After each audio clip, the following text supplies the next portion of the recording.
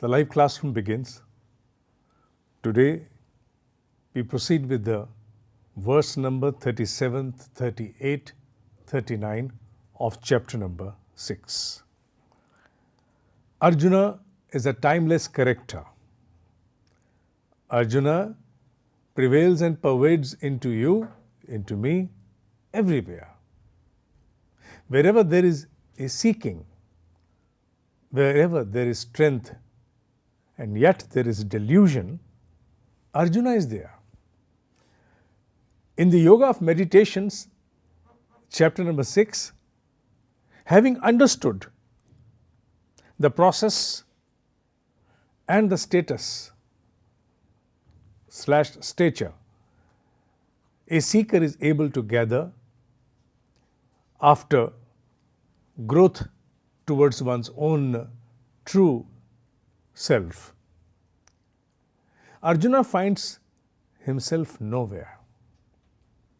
He gets perturbed, disturbed, and makes a mention before Krishna. All that you have mentioned, in comparison to that, I stand nowhere.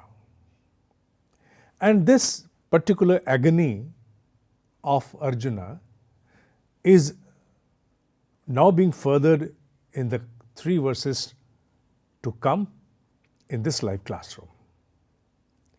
And that confusion, that delusion, that agony is absolutely genuine. We all experience a very fast-pitched pendulum within our own self. Extreme polarities are observed within. We are seekers, there's no doubt. That's why we have stepped on the path of spiritual practices, spiritual understanding. But yet, that has not been able to gather us any settled state of mind. To us, it appears as if everything is the same as it was. No difference has been brought by our inclination and our dedication, devotion that we have already assigned to our spiritual practices. At times we experience that we are in a world of ecstasy. And very soon on the next second, we observe that we are deep down in the unmindful realms. We are not settled, we are not composed, we are not in harmony. All those shortfalls, shortcomings, all those inner vices that have been acting as barrier to our inner growth now are visible with magnanimity. They have not gathered a magnanimous stature, but they have become magnified. And when they become magnified to a seeker, the element of disturbance heightens. And that is what is going on within Arjuna when he makes a mention in the verse number 37. Ayati shraddhayaha upetah yogat chalit manasaha. I had thought that I would conduct this program while sitting, but I think I'll have to stand because the verse has to be made visible to the seekers as well. The first word in the verse number 37 is ayati. Yati is a word which means one who is in control of one's passions. One that is in control of one's passion is called as yati. This is yati. And the moment A is added to it, it becomes a negation to the understanding of yati. When you have all control upon your propensities, on your impulses, on your instinctive drivers, all that brings an agitation within you, when you are able to have a total control on that, that human is termed as yati. Whereas the one who has no control at all is always driven by impulse, instinct, and propensity is known as ayati. Arjuna is now making a mention before his mentor. Krishna, I am ayati. Although I have Shraddha, Shraddha is a word which is very important. Shraddha is a very important word. I am also teaching Upanishads, and especially in Kathopanishad, this word finds a very pertinent mention. Shraddha generally is also construed as something which can lead to blindfoldedness.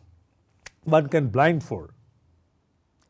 Without any reason, start following something, people will call it Shraddha.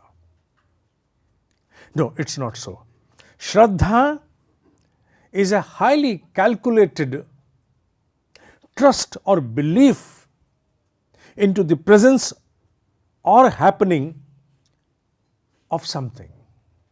For example, in the tangible parlance, we see a scientist working upon his project. The conclusion is not there. There's nothing which he can take for granted that yes, this is something which I cite. And had it been there, then there is no need for the scientific procedures to further. It's already discovered, invented. So when a scientist embarks upon his journey, in his own laboratory, what does he find? He finds he has already deployed different resources. He has already deployed himself into a finding which does not exist at the moment. And just an element of hope which might finally could turn out to be as nothing. But something keeps him going. What is that? That level of a positive expectancy of something to unravel, that is Shraddha. It's not blindfoldedness. He has got an assumption to start. Certain things are already in place that enable him gather an input. Yes, if you go on furthering your research, maybe you are able to land upon something which is new.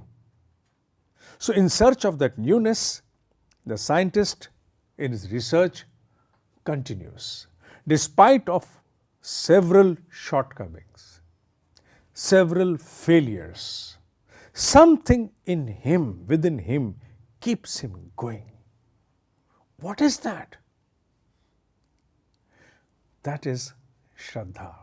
Having said that, in the physical realm, where the conclusion, the results are going to be tangible, can be measured, we are talking about the spiritual realm, the spiritual dimension, where whatever has been ensured is an outcome of one's own inner exploration, inner voyage, cannot be demonstrated or exhibited. You cannot find any measurement, any scale, any available resource of a kind which can establish, authenticate you. Yes, see him at the moment. At the moment, see this person. He is a self-realized person. And these are the changes that you can observe in him that establish that he has undergone emancipation. It's not easy. Everyone is not that fortunate to confront or to come across an exalted being. Yet people have already immersed into the practices of their self-realization. Countless failures are confronted. That fickling mind keeps you in a state of inner turbulence, where at one point of time you gather an experience of total equanimity within yourself, and the next moment you see everything thwarted, pushed just out of the room, open in the vicinity of the vices. In such a state, any and every seeker is bound to question himself first, whether I am capable of this inner exploration that shall ultimately lead me to self-realization, emancipation. Am I following the right procedure? Shall it ever happen? Or is it merely a mention in the scriptures to make people more sincere? Is it that this kind of a code of ethics, this code of ethics, I am mentioning it for the spiritual parlance, this code of ethics merely to ensure that people live under regulation, people remain in the state of positivity? Is it merely for that? A sort of an informal policing, a volunteered discipline, self-motivated discipline, self-initiated discipline? Is it for that? Or is it true that there is a state of emancipation where people realize themselves? Who is going to keep one going? What is going to keep one going?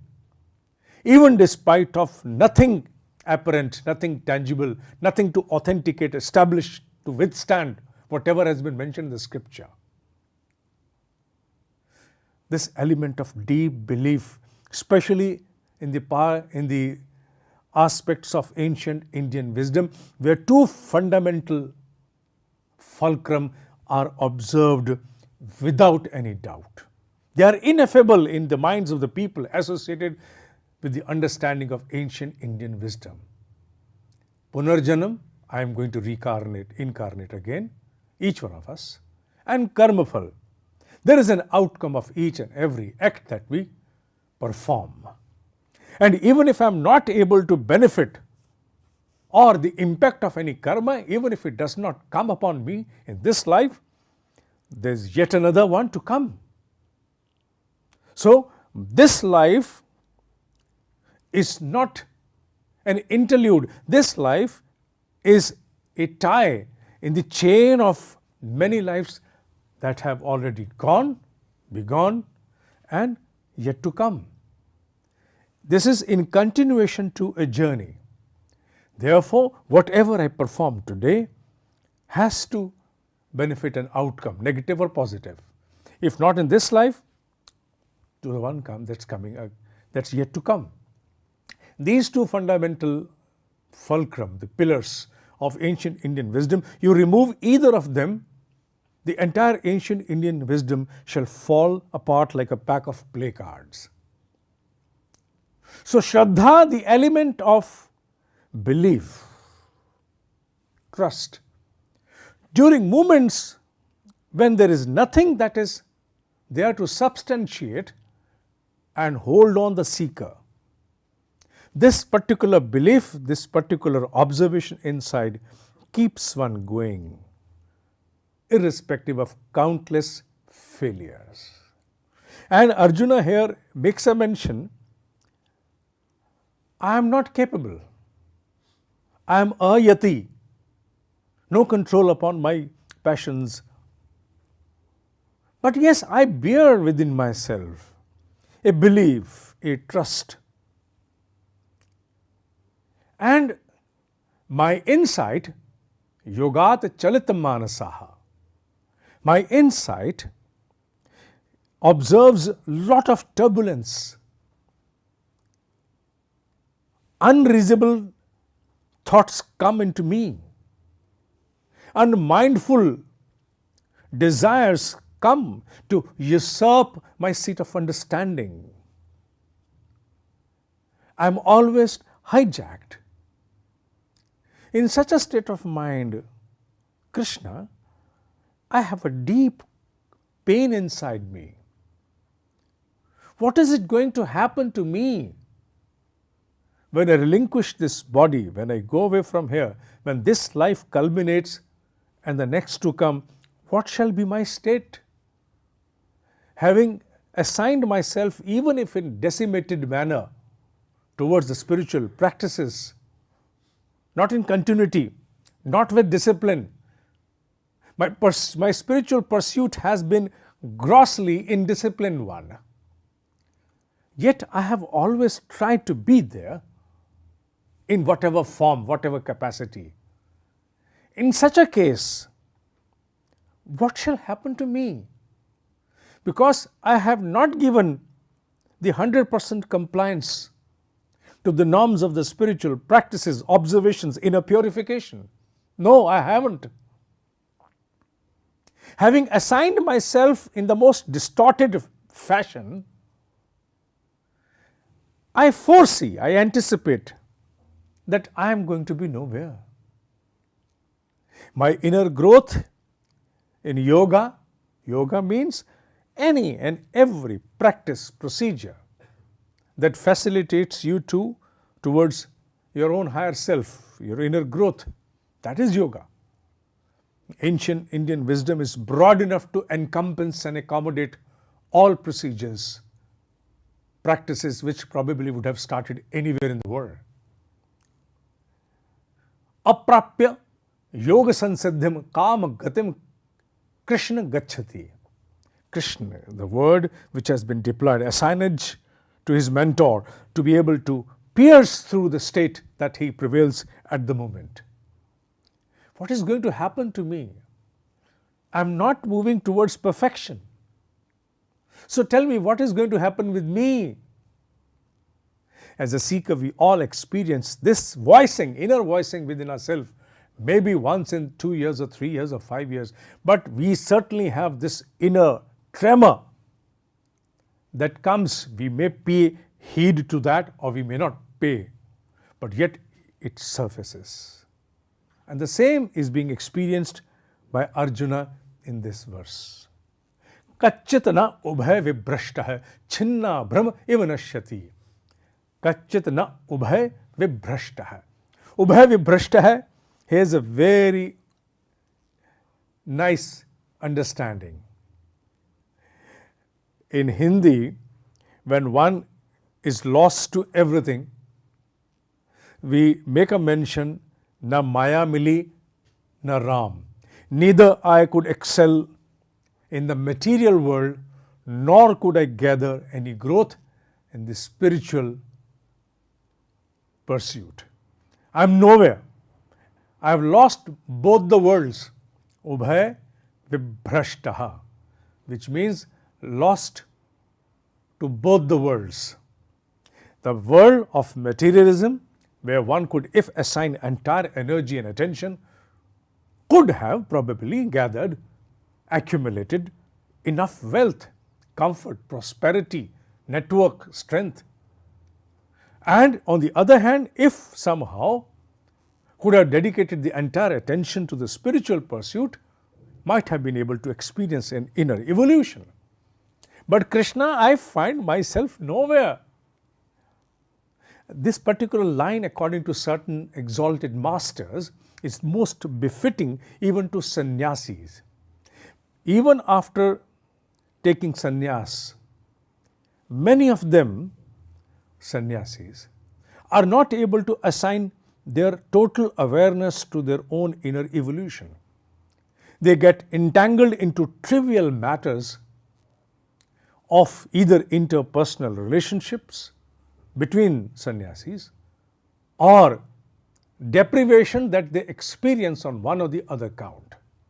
So therefore, they also cultivate and nurture certain unfulfilled desires deep within their own womb. So for such sannyasis as well, that great master has made a mention that even sannyasis could find themselves nowhere. They renunciated the world, the material world, so that they can deploy their entirety into the spiritual pursuit. But after having done so, today when they conclude, they are neither there nor here.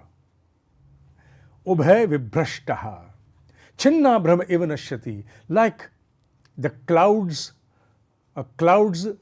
dissipate. There are certain small clouds separated from a large gross one. They cannot behold their intensity, they are composed, so therefore they dissipate. Like a small cloud that would disappear, am I going to be the same because I am nowhere? Lost in both the worlds, is my state of affairs just like a small cloud that is going to dissipate? Krishna, apratishthah mahabhaho vimudah brahmanah pathi. Apratishthah. Pratishthit means someone who is established, enshrined, established. Apratishthah is again a negation to that. Krishna, I find myself, I am not established anywhere, neither in the material, nor in the spiritual parlance. Mahabaho, this assignage was given to Arjuna by Krishna in verse number 36. But here the same has been now assigned to Krishna, Mahabaho, the multi-armed, one who has got strengths, capabilities beyond measure. Generally people are considered to be born with two arms. Mahabaho, multiple. So as if giving oneself an understanding, used as a metaphor, to make extreme strength in someone. Apratishthah mahabaho, vimudha brahmana pathi. Deluded, such a person, I am in such a state, deluded, not established anywhere. On the path of the Brahmavidya, Brahmana Pathi, on the path of the Brahmavidya. Brahmavidya also means one's own realization, the prime objective of Atmano Moksharth.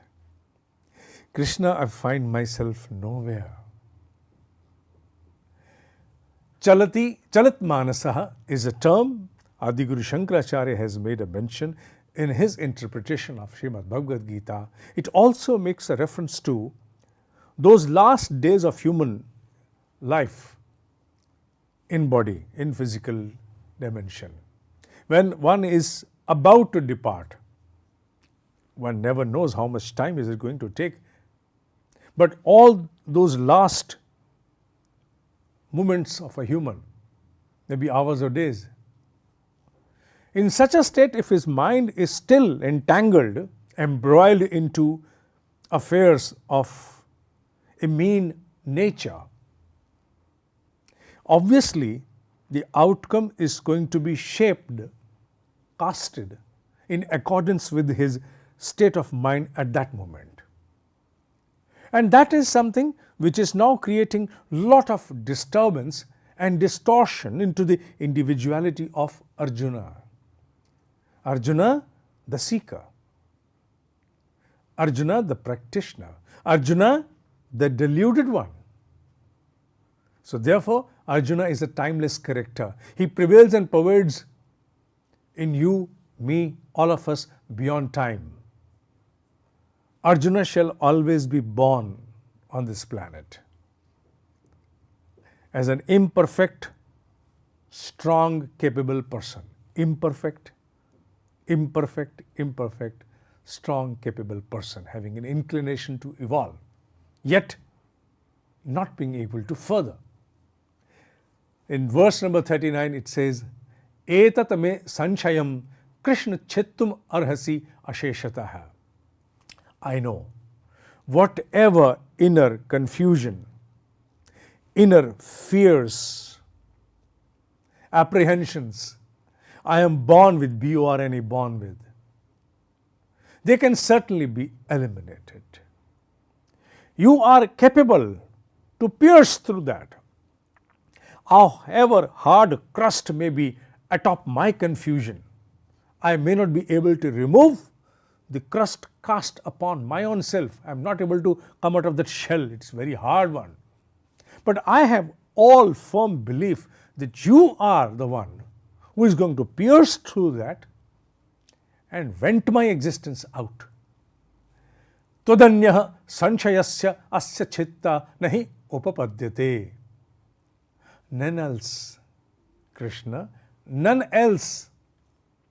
I have no one else to handle, manage, enable me sail through. None else to enable me break the shell atop, the hard crust atop, and find the sky of possibilities. Because now at this moment, those possibilities are becoming a remote probability for me. The possibility and probability have a fine distinction. In the possibility, there something to transpire becomes with certitude, more towards certitude. In probability, the probableness is almost towards mere anticipation, expectancy, but not sure. So now I find myself even in a remote probability that I could ever become an exalted one. I could ever gather the state of self-realization. Because my present state, my present stature, the present ongoing within me, in my inner exploration, I find myself nowhere. I am still being ridden by the tidal turbulences created by the tsunami which the mind creates within me every moment. I have fallen prey to it. I am in the clutches of my own hardened propensities that are not releasing me. I am grossly entangled into them. In such a state, I don't see even remotely that I shall ever be able to observe all that you have mentioned in your mentioning under chapter number 6 of Meditation of Yoga. So as I mentioned even last time, this is the beatitude of the great master of all times, who has bestowed upon us, bequeathed upon us, this immutable knowledge, this immutable understanding.